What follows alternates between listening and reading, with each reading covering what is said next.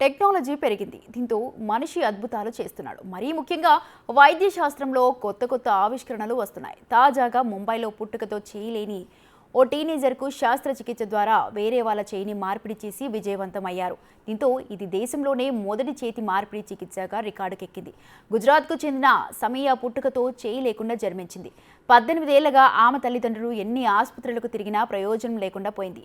అయితే ముంబైలో గ్లోబల్ ఆసుపత్రి డాక్టర్లు అవయవ మార్పిడి ద్వారా చేతిని తీసుకొస్తామని చెప్పారు.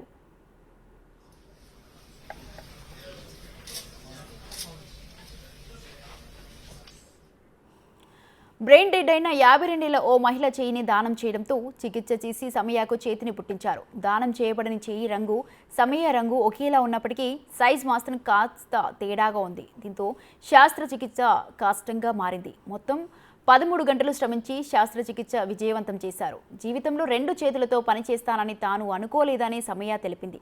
ఇప్పటికీ ఇది నిజమని నమ్మలేకపోతున్నా అని చెబుతోంది.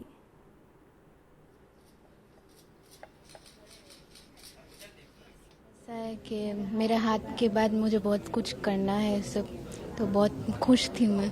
वैसे तो बहुत सारी चीज़ें चल रही थी कि हाथ आएगा तो मैं ऐसा करूँगी, मैं वो करूँगी।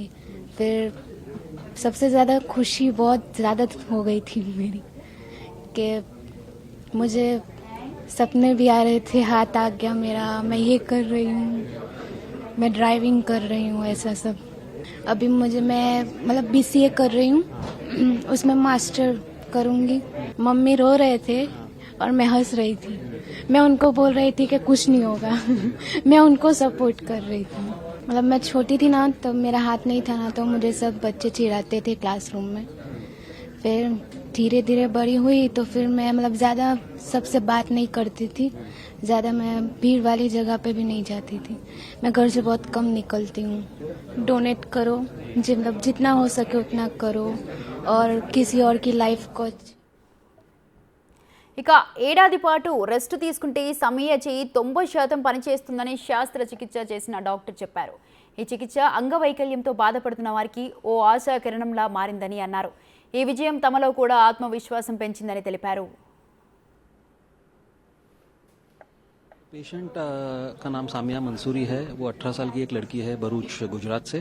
उसको पैदाइशी राइट हैंड की उसकी डेवलपमेंट नहीं हुई थी, जिसके लिए उन्होंने ट्रांसप्लांट के लिए अप्रोच किया और हमने ये असेसमेंट करने के बाद उसका रजिस्ट्रेशन करवाया जब वो 18 साल की हो गई।